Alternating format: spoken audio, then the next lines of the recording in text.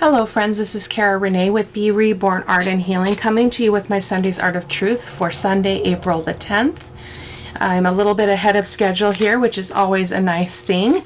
So I am going to be doing a journal spread, a double journal spread in my small journal. This is the 5.5 by 5.5 Arteza Mixed Media Journal.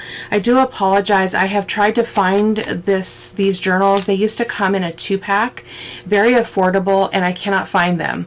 So any mixed media book will work. I like this one because the seam is very, very good. So even though, I'm going to just tip this so you can see what the damage looks like. Even though you can see I have ink in the spine, especially on the bottom edge, that purple is actually ink from other projects. It's holding up very, very well, which is really a good thing when you're doing this kind of art journaling. So I'm going to be creating around a life lesson around being still. So, you know, in my Sunday's Art of Truth, I always talk about and write about the things that, you know, something that I'm either inspired by or struggling with. And so right now I'm really trying to settle into a place of being at peace and being still about something that's going on in my world. And so I really felt like this would help center me around that effort. I'm working very hard at it. It's a really hard situation, and I want to be able to move through the processing of that with grace and compassion and love and patience and all of those things that are so needed in relationships. So that's what I'm creating around. So be still. I don't have a sentiment. I can pull out my rubber stamps and do that at the end if I so desire. I have no idea how this is going to lay out. I just pulled a bunch of stuff out. So I'm going to do the intro here, excuse me, in real time, and then I will be doing a voiceover. I already did I've got gesso on my finger. So I already did prep these with a layer of gesso, and I did kind of make it a little bit textural. You can see we've got a little bit high spots and low spots, which will create some great texture. So I've got some supplies out here. My fluid matte medium by Golden and Raw Umber.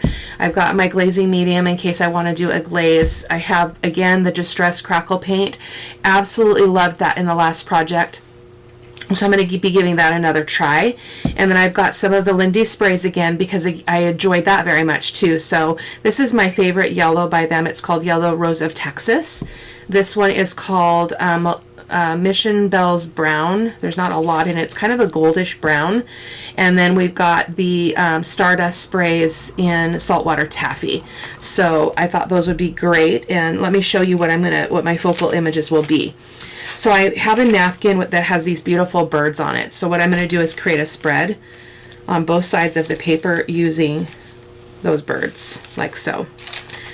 And this is representative of what's going on. So I also have some book pages and some music pages to collage the background with. I'm not going to be putting paper everywhere.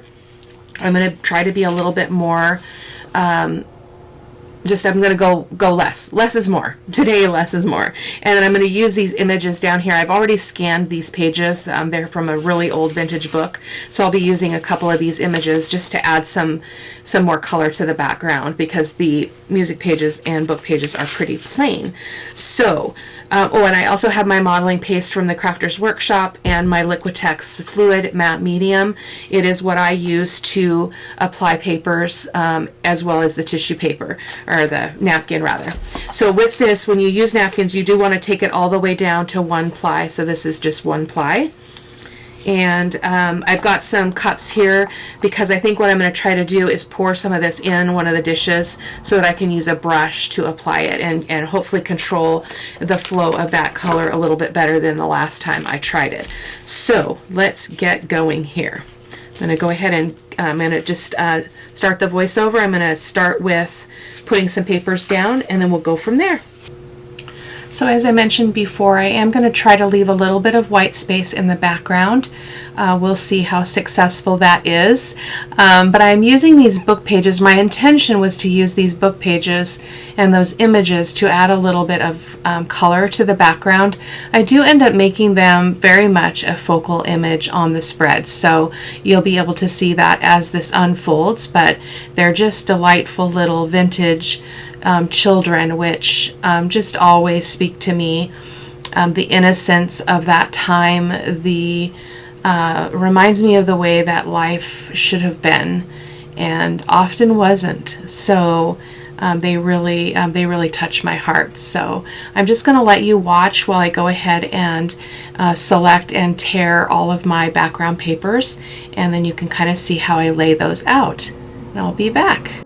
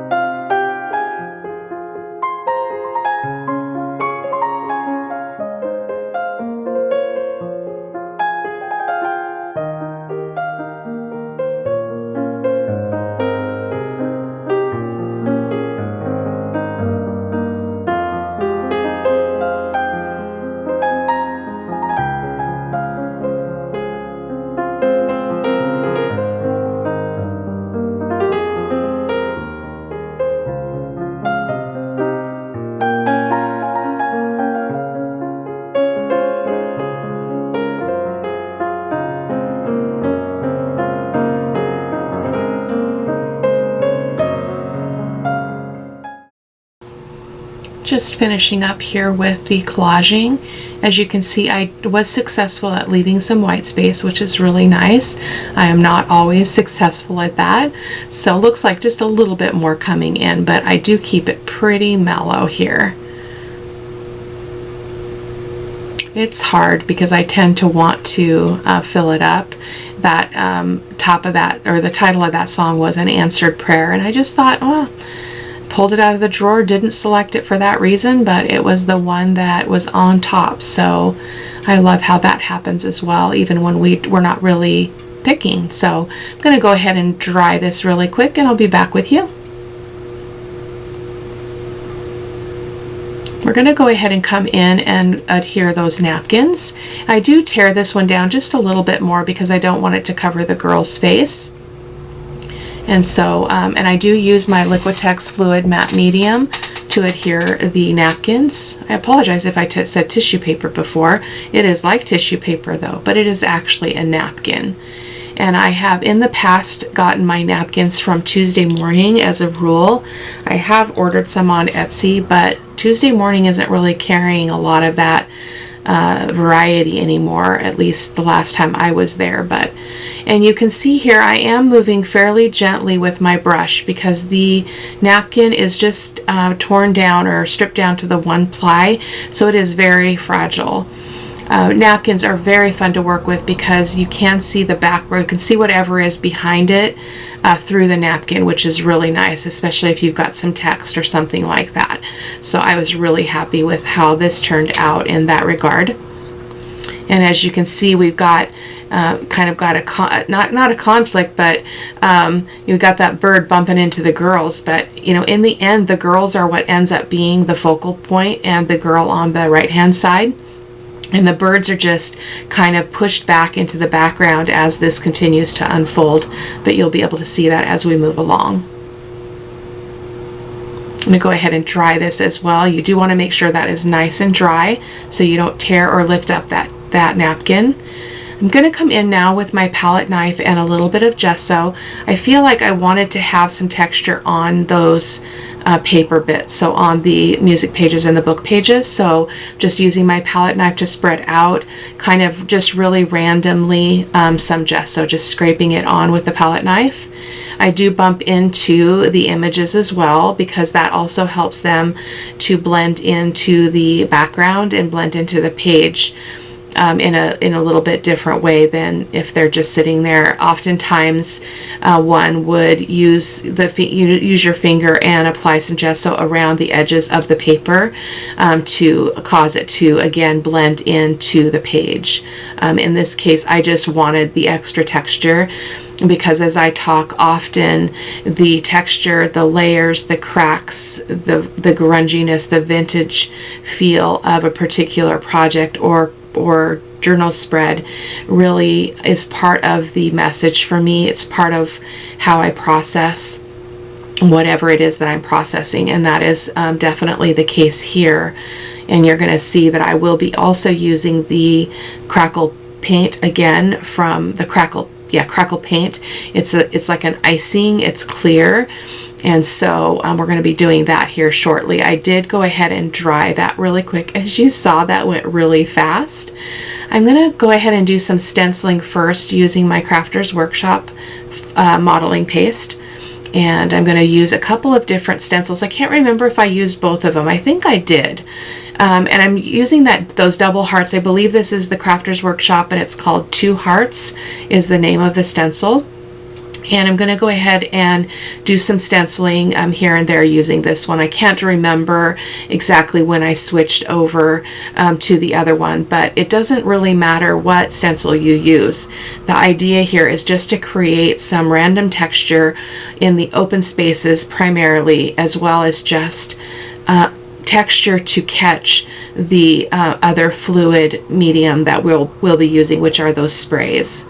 So I am going to go ahead and wipe that stencil off really quick. If modeling paste dries on your stencils, they become very difficult to use because it becomes a part of the structure of the stencil. So, it looks like I was just wiping it off and coming into another part of the page and another part of the stencil to go ahead and finish up. I didn't quite remember where I was. As I mentioned, I'm feeling a little quiet and a little bit introspective and a little slow.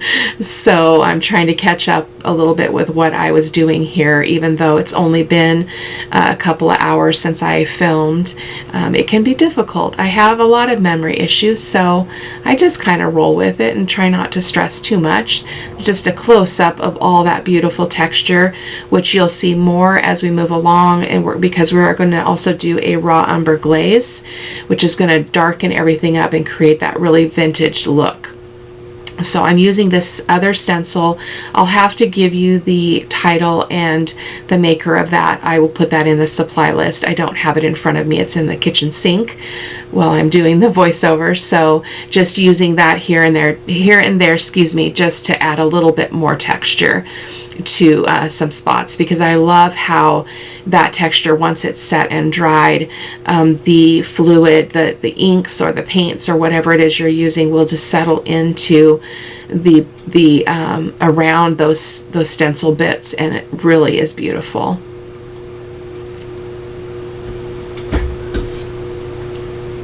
I didn't really pick these stencils for any particular reason other than, I don't know, just sometimes you just know, even if you don't know why you know. Like that double heart one, I didn't pick that one on purpose. I just liked the variety of different textures that that stencil itself would create. So it just worked out to my advantage for this project. Two hearts. Interesting, right? So, but you'll be able to read more about that over on the blog. This is my Sunday's Art of Truth project for April the 10th, excuse me, as I mentioned at the beginning of the video. There's just a close-up of that texture. It's hard to see because it's white, but I did also make sure that that was nice and dry, as you saw me using my heat tool to do that before we move on to the next step. I'm going to wipe off that palette knife because I think this is when I'm going to come in with the crackle paint, and that is Distress Crackle Paint. And it just, similar to last week's project, it just really created a lot of really interesting, gorgeous cracks in the surface of the page, which again is just really meaningful to me, because we, you know, our lives are about being kind of cracked and broken and wounded and healing and all of those things. And the cracks are a part of the story too. The wounds are a part of the story as well, right? That's how we grow. That's how we learn gratitude. That's how we learn compassion, and how we practice compassion is through our own struggles. And so that is always what's going through my mind when I'm creating on this level. I've got a lot on my mind right now, and it definitely comes out in the things that I choose to create and how I create them, what kinds of mediums I use. So went ahead and tried that as well really quick, as you saw. Now I'm going to come in and do my raw umber glaze, and the reason for that is I did really want this to be vintagey. So, and if this is the first video you've watched of me doing this technique, I use 1 part paint to 2 parts of glazing medium. And what that allows you to do is apply that color once it's mixed with a brush all over your spread, or in particular spots that you want to. And so it looks a little bit scary here, because I'm actually covering up everything on both pages with the raw umber glaze.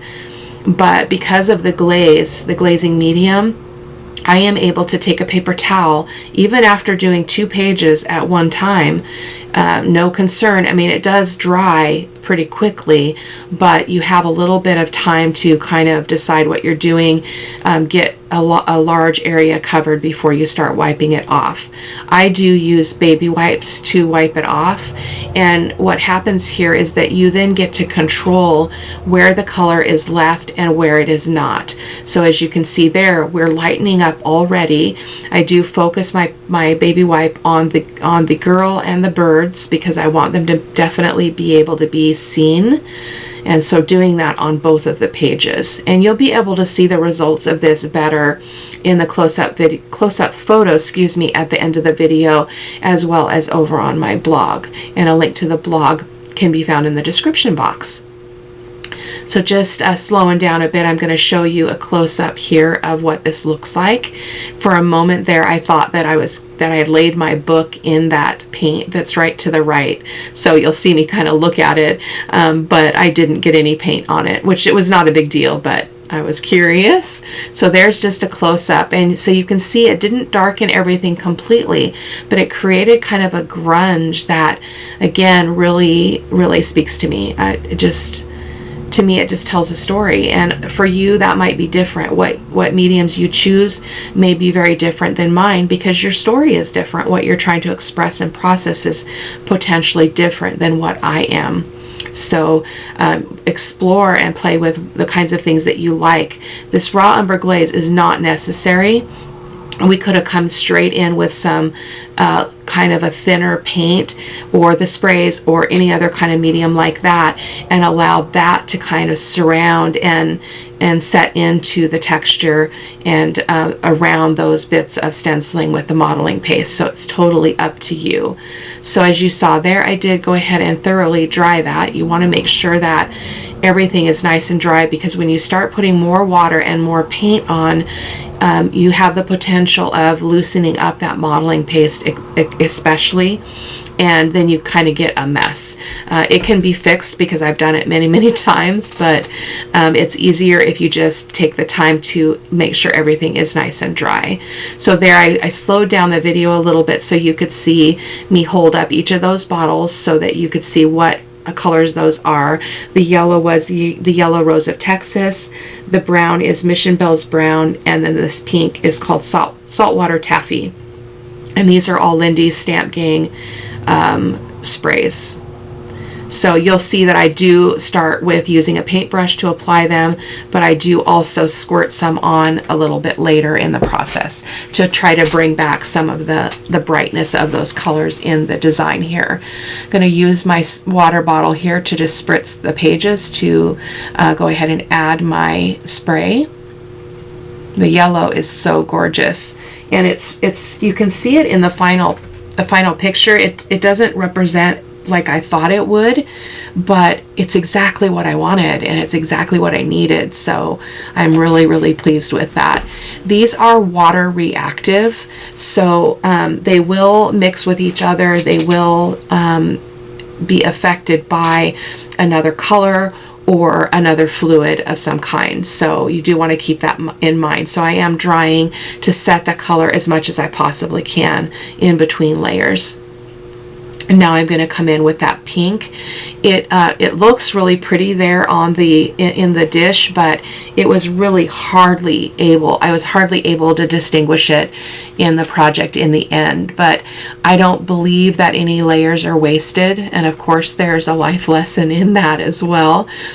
Even if you can't see it, even if it didn't have the intended result that you set out for, it is there, and it is part of the process, and it's part of the entire design. So, and that as well, you know how I go, that can also be applied to our lives, right?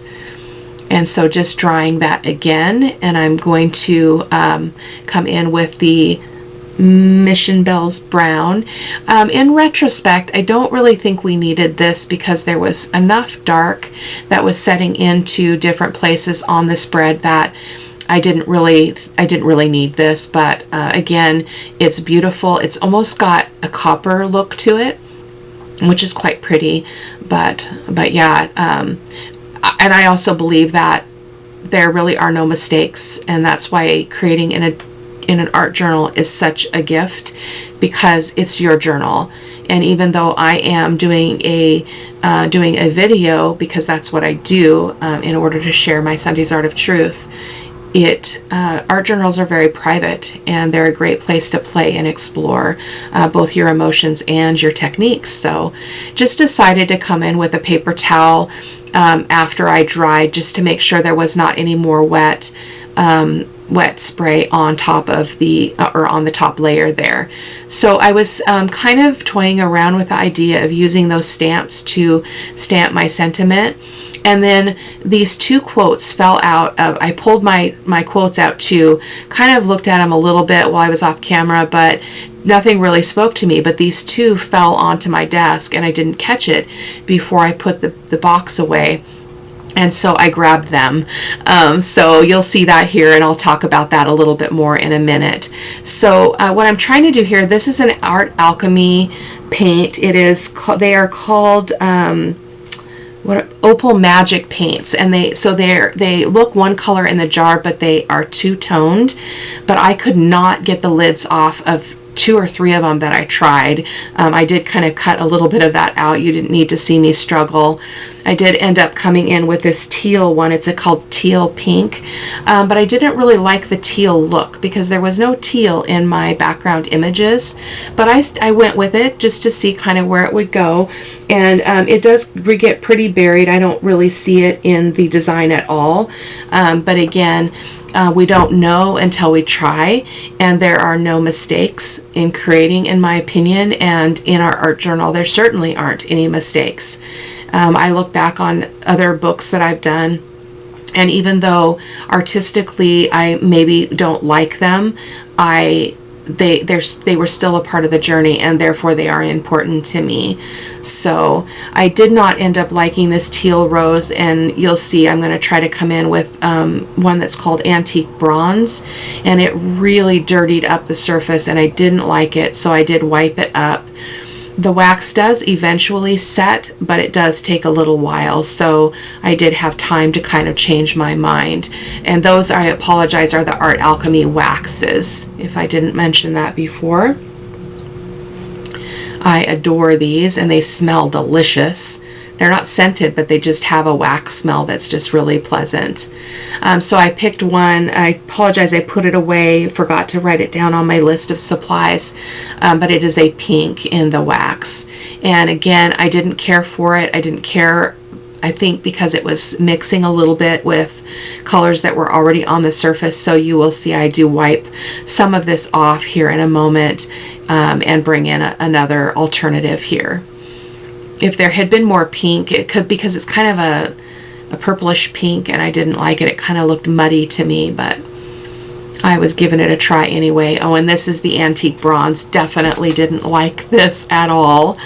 It's old, and so it's kind of dried out and hard to get out of the tin. But again, I did try, because sometimes I'm surprised by the result, and other times I'm glad that I was able to remove it and choose something else. So, which is what I'm going to do here.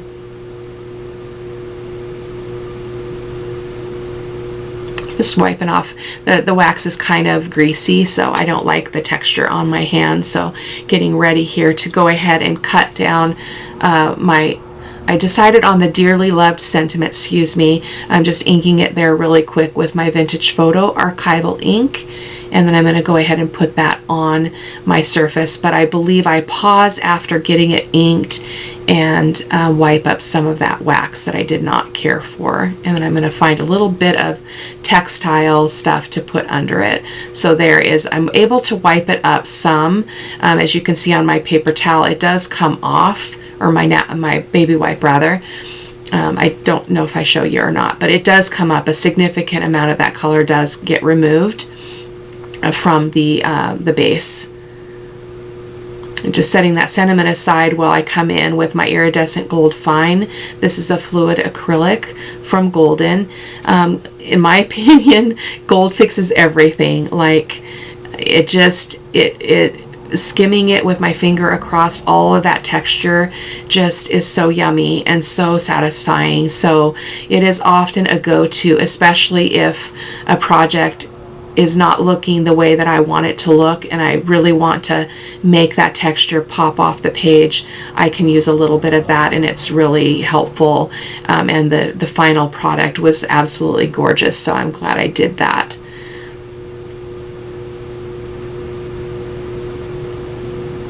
Just going to clean up my desk there really quick. I don't put my arm in it. I'm drying that as well.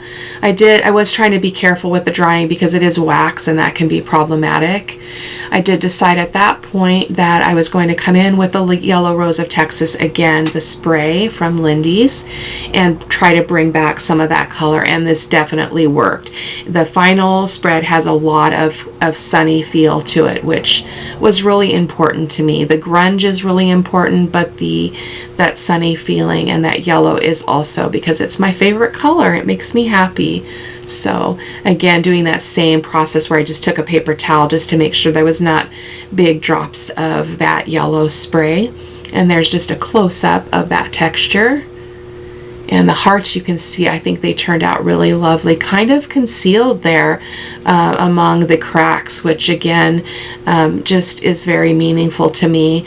I try to mention those things in my writing. Sometimes I think of things as I'm talking to you, but then when I do the blog writing, which I'll be doing after I finish editing the video, then sometimes I'm forgetting those details. So hopefully you'll get a little bit from both the listening and the reading of the blog a little bit later.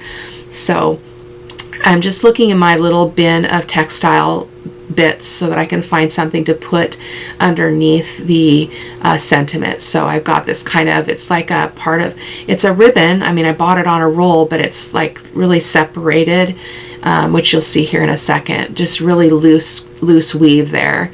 So guys, we are just about done. I want to thank you so much for coming and being with me again for another Sunday's Art of Truth. If you like what you see and you want to read more about the inspiration for the piece, you can head on over to B.Rebornart.com. Again, the link will be in the description box, and you can hop on over there and take a peek.